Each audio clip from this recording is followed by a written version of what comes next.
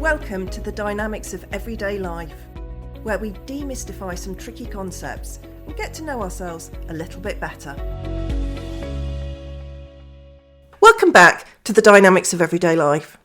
I'm hoping today that I've drawn a lot of people in with my title, and no, I'm not veering off into smut despite my love of carry-on humour. Let's keep that apple clean rating. I always think that the best titles are the ones that come to me in real life moments, because that's what this show is all about, the everyday moments and what they might mean for us. So where does the title come from and what am I talking about today? For those of you who don't know, one of the things that makes me happiest in the world are my twice-a-year trips to Paris with my best friend. We have got this down to a fine art, and we're now regulars in our favourite hotel and in our favourite restaurants. And we always seem to find something to entertain us. There's always some cabaret wherever we go. And breakfast is normally a winner. We normally start our day with some kind of entertaining moment that will keep us laughing throughout the day. Now, I'm a creature of habit too. My holiday breakfast is always chocolate cereal. And as an aside, I always steal my friend's hot milk that she's got for her coffee because I like my chocolate to melt in cereal. It makes it much tastier. Scrambled eggs and a banana. So one holiday morning we skip down to breakfast as usual. We're looking forward to our day of shopping ahead. And I'm not going to pretend that we go to Paris for the sights. We might clock them around us. But let's be honest, we go to Paris to shop and to eat and to gossip. So I arrive at the buffet to start piling food on my plate because I need energy to get through the day ahead of me. You can't just go shopping on an empty stomach. And there are no bananas left. I'm a little bit annoyed, so I return to my seat, fortunately with the chocolate cereal to start with, to discover that the woman who's eating alone on the table next to us has stashed a huge amount of food on her plate, turning into the leaning tower of food. And she's got 3 bananas there. Now, I'm not one to cast aspersions, but she really didn't look like an Olympic athlete or a professional tennis player who needed that level of banana in her day, let alone at breakfast time. So I thought to myself, I'll guilt her into realising that she doesn't need all those bananas. However, my Paddington Bear hard stares in her direction did absolutely nothing, and she trotted off upstairs, surreptitiously holding her plate piled high with food, although covered with a napkin, looking extremely pleased with herself. So what makes people behave like this? Why was she behaving as if the breakfast buffet was offering her the last banana in Paris? Or maybe unbeknownst to me, we were actually heading into the great banana shortage of 2024. Neither of these scenarios turned out to be true, as I managed to solve the missing banana issue at the first Franprix that we came across on our shopping expedition that day. However, she was clearly taking as much as she possibly could for herself, with absolutely no thought for anyone else. What's going on here? What would Freud and other psychodynamic theorists say about this?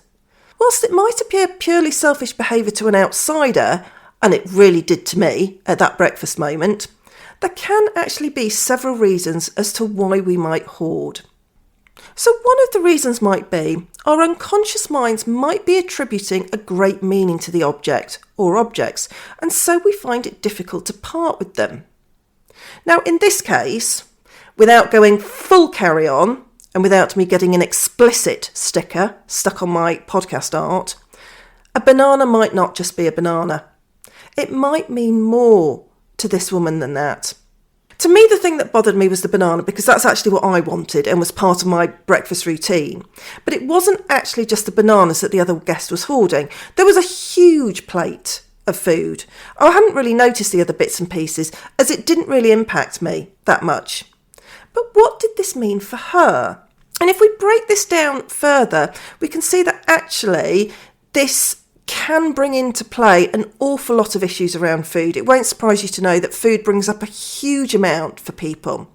We've got things like eating disorders.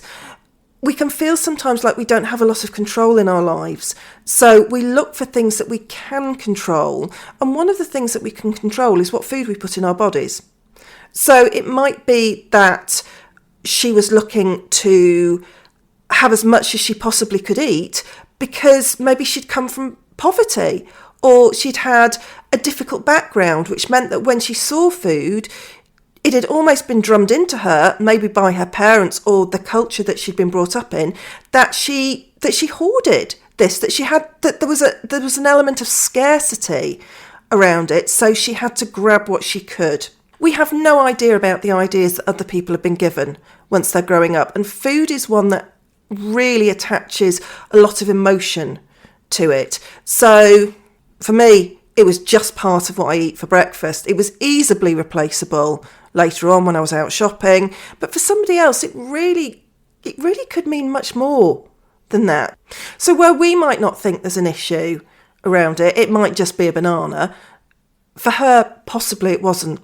It can also tie into the loss of something significant. So we can feel powerless when we lose something or someone that's important to us. If something's been taken away from us, if we have no access to something anymore, it can have a huge impact on how we're feeling about ourselves. So hoarding actually becomes a way of us trying to gain some control over our environments. If we feel that something's been taken away from us, it can be our way of feeling like we can get some power back. So in the example that I give, maybe the guest had had a particularly difficult day the previous day. Maybe she was there for work, maybe she was there for a meeting. It hadn't gone the way that she wanted, and to make herself feel better, she'd hoarded as much as she possibly could from the breakfast buffet. Now this links into making the hoarded object what is known as a transitional object. What we're doing here is we're projecting feelings about something else into another object. In this case, it would be food. Perhaps we can't control this object or our access to it, but we can control what we're hoarding. So maybe a relationship has been taken away from us. Maybe we've had a breakup or something similar, and we can't control this. But we don't like feeling that we can't control it. We're going to project it into something else. So the more that we hoard, the more we feel we have the access to it. This can then feed into the compulsion to repeat. We've talked about this before. This is where we are repeating behaviours and actions to try and gain mastery over the situation, or maybe we're trying to work through a past trauma and we want a different result. That's why we repeat. We think that by collecting or hoarding the item or items, we're going to feel better.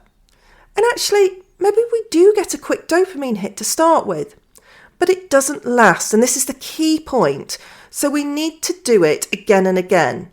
We keep on trying to regain that feeling of control, to get mastery over the situation. And that we have that moment of like, oh, I've done it. And then it goes. So we go back, we repeat over and over again. And in this way, we've talked previously about the compulsion to repeat being something that you can see coming down through families. If there is a family history of hoarding, that's why it can be seen as an acceptable behaviour too. A key part in hoarding, or in taking more than we need, is actually in relation to an unmet need.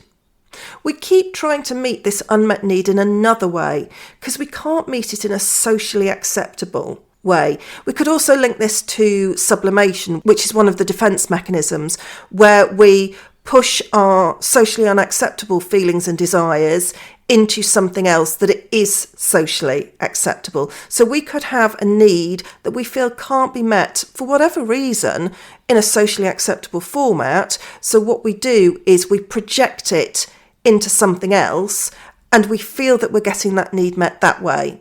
Realistically, we're not, because we keep having to hoard, but that's what our minds are trying to do. We're trying to really create a way that we can meet a need in a socially acceptable format. As I've touched on already, hoarding really can be seen as a defensive behaviour. It's actually, when you think about it, it's a very physical display of defence. We are literally finding something to plug a gap. We've talked also about isolation before. Now, remember, that's where we try and separate ideas from themselves in our minds. So we might be talking about something difficult, and then we might literally take a pause and then start on a completely separate topic, because we don't want the two topics almost leaking into each other. We're really trying to create that separation. So if we look at this in relationship to hoarding, hoarding creates a physical boundary with difficult ideas and those anxiety-inducing moments. Those are the ones that we really, really don't want to have. We often talk about decluttering our physical space so that our minds can feel clearer. But what if we don't want our minds to feel clearer because we don't want to think about what might be going on in there? If you've ever done any emotional spending or overeating or indulged in any excessive behaviours, you might be able to recognise what could be going on with hoarders. We absolutely don't want to think about what's going on in our minds, so let's fill it with stuff. We can also look at this if you're a very busy person. So instead of hoarding physical objects, you might be busy all the time because you don't want to think about all the kind of bits and pieces that you've got going on. I'll always know if I've got things that I don't want to think about because I'll overbuy crafting projects. I've got about a year and a half's worth of projects to be getting on with, but I still find room to buy some more. So what can we do about this? One of the key things to recognise is this isn't about being selfish. It's one way that our unconscious minds are trying to make sense of the world. If you recognise that you've been hoarding, have a think about what you might be trying to control or replace. Have you just had a relationship breakup that you didn't want, so you're seeking consolation elsewhere? Have you left a job and feel uncertain about your next step and you don't want to feel the associated anxiety? What might you feel unable to let go of? My invitation to you this week is to try and be aware of what your needs might be. Hoarding signifies a lack somewhere, so how are you trying to fill that gap? It's a lot easier to think that the breakfast buffet really might be offering the last banana in Paris, and therefore to grab it quickly, as opposed to processing 1,000,001 other things in your mind. Think back to the pandemic, where the widespread anxiety meant that many people started to hoard, particularly toilet rolls and pasta. This was a full-on manifestation of the anxiety that was coursing through the world. I can't control the spread of the virus, but I can attempt to control the amount of loo roll I've got. And as always, give yourself some grace. Hoarding can be a very human response to an anxious situation. Looking at ourselves at this level can be challenging and unnerving as we develop our awareness, so I'd always encourage that you do this at your own speed. If you feel you need some extra help around this, then I've put together a PDF resource sheet and you can find the link for this in the show notes. If you'd like to have a chat with me about psychodynamics or whether I'm the right coach, supervisor or mentor for you, then click on the link that's also in the show notes. Thanks for listening to this episode of The Dynamics of Everyday Life. Please hit the follow button for future episodes and subscribe wherever you get your podcasts. You can follow me on Instagram at The Dynamics of Everyday Life or find me on LinkedIn at Julia Rogers. I'd love to hear from you and hear your thoughts on dynamics. The Dynamics of Everyday Life is brought to you by Coaching 42 and the fabulous team at the Podcast Boutique.